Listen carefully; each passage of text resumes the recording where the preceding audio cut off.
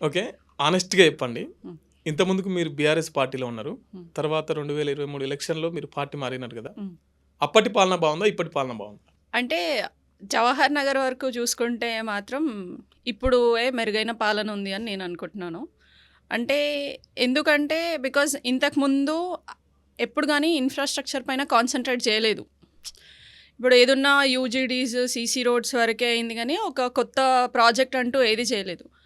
After Congress party వచ్చినంక మాకక్కడ integrated school రాబోతుంది, మహిళా భవన్ రాబోతుంది, అలాగే గోశాల రాబోతుంది. సో, ఏదైతే ఇన్‌ఫ్రాస్ట్రక్చర్ బేసిక్ నీడ్స్ ఉన్నాయో, వాటిపైన గూడా కాన్సంట్రేట్ చేస్తూ ప్రభుత్వం ఆ దిశగా ఎళ్తున్నందుకు ఇప్పుడే బావుందని నేను అనుకుంటున్నాను. సో, అన్నీ రాబోతున్నాయి గానీ, వచ్చినాయని ఏం చెప్పలేదు. ఆల్రెడీ అంటే రిలీజ్ అయినాయి. స్టార్ట్ అవ్వలేదింకా. హ్మ్. సో, ఆల్రెడీ అన్ని పేపర్స్‌లో రిలీజ్ అయ్యింది. ఆన్ పేపర్ ఉంది. బట్ వర్క్ ఇంకా స్టార్ట్ అవ్వలేదు. ఓకే. కాంగ్రెస్ ప్రభుత్వం మార్పు రావాలి, కాంగ్రెస్ రావాలని చెప్పేసి కాంగ్రెస్ పార్టీలకు అధికారం ఇచ్చిర్రు. కానీ మీరెందుకు పార్టీ మారిర్రు?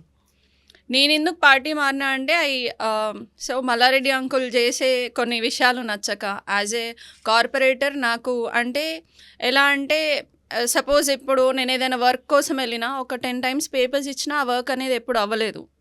ఇప్పుడు నా 28th డివిజన్‌లో డెవలప్‌మెంట్ రిలేటెడ్ నాదనేది చాలా పెద్ద ఏరియా వైస్‌గా పెద్దగుంటది. ఒక 4 కార్పొరేటర్స్ కార్పొరేషన్ ఉండే మున్సిపల్ ఏరియాది కలిపితే నాదుంటది. సో, 4 డివిజన్స్ కలిపితే ఉన్నదానికి ఎక్కువ ఫండ్ ఇవ్వాలి వాస్తవానికి.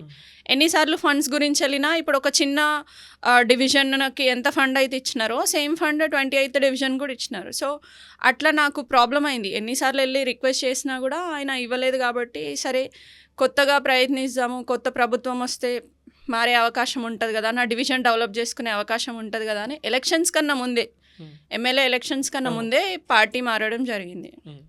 కానీ మళ్ళా ఎమ్మెల్యే మల్లారెడ్డి గారు అయినారు కదా! అయినారు. బట్ ఇప్పుడు మల్లారెడ్డి అంకుల్ అయినా కూడా వర్క్స్ అన్ని వజ్రేష్ అంకులే చేస్తున్నారు కాబట్టి మా వర్క్స్ అవుతున్నాయి కొన్ని అయితే. అంటే మీరు ప్రధానంగా మీ డివిజన్‌లో గుర్తించినటువంటి సమస్యలేంటి?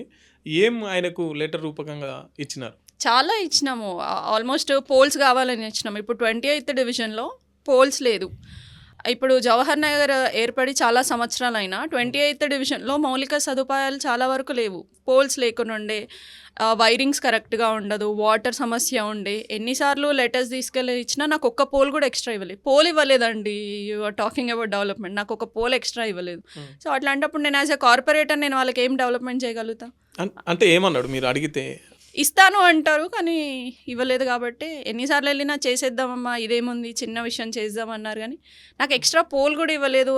అట్లాంటప్పుడు నేను ఇంకా 28th డివిజన్లో ఫండ్ గురించి కొట్లాడి తెచ్చింది ఏం లేదు. ఎంతవరకు వాళ్ళు ఇచ్చిరో అంతే డెవలప్ చేయగలిగినాను. కానీ నేను ఎంత కొట్లాడినా కూడా నాకు ఒక సింగిల్ రూపీ ఎక్స్ట్రా ఇవ్వలేదు. ఇంకా పక్క డివిజన్స్ 15th డివిజన్లో ఎక్కువ పెట్టుకున్నారు, 8th డివిజన్లో. ఎందుకంటే వాళ్ళ మేయర్, ఒక డెప్యూటీ మేయర్ అనేసి వాళ్ళు ఎక్కువ ఫండ్ పెట్టుకున్నాం. ఆయన అబ్జెక్ట్ చేయలేదు. వెళ్ళి ఆ విషయం పైన చాలా నాట్ జస్ట్ 28th డివిజన్ ఇంకా చాలా వెనుకబడిన డివిజన్స్ ఉన్నాయి. వాళ్ళకి ఎక్కువ ఫండ్ ఇవ్వండి, డెవలప్మెంట్ అయిన కాలనీస్కి తక్కువ ఫండ్ ఇవ్వండి అన్నా కూడా వాళ్ళు అలాగే ఫండ్ డిస్ట్రిబ్యూషన్ కరెక్ట్గా లేదు. అది ఎన్నిసార్లు మల్లారెడ్డి అంకుల్కి రిపోర్ట్ చేసినా ఆయన పట్టించుకోలేదు కాబట్టి పార్టీ మారడం జరిగింది. ఎందుకు ఆయన జవహర్ నగర్ నా గుండెకాయే జవహర్ నగర్ అని చెప్పేసి మాట్లాడతాడు? జవహర్ నగర్ ఆయన గుండెకాయ అంటారు కానీ ఎప్పుడు ఆ గుండెకాయకి ఆయన తూట్లు పొడిచింది ఉంది తప్పించి డెవలప్ చేసింది ఏం లేదు. అంటే ఉన్న వాళ్ళకే ఎవరైతే ఆయనకి అనుకువగా ఉన్నారో వాళ్ళకే చేశారు తప్పటి ఎవరైతే నిజంగా ప్రజాసేవ చేస్తున్నారో వాళ్ళకైతే ఆయన ఏం హెల్ప్ చేసింది లేదు.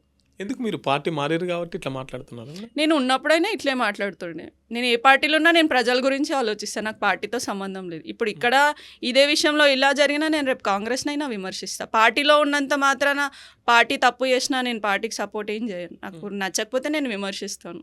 అంటే మరి మల్లారెడ్డి కాకుండా ఇంకా పై స్థాయి వరకు ఏమైనా తీసుకెళ్ళి సో ఇక్కడ ఇట్లా జరుగుతుందని ఎవరు గెలుస్తారండి? ఎవరు గెలుస్తారు? పై స్థాయిలో మల్లారెడ్డి అంకుల్ కాకపోతే కేటీఆర్ గారు అంతే. అక్కడ వరకు రీచ్ మాకు ఉండదు. So only Malla Reddy is big boss. So ఆయననే కలవాలి, ఆయన త్రూవే పనులు జరగాలి కాబట్టి ఆయన చెప్పినట్టు వినాలి అంతే.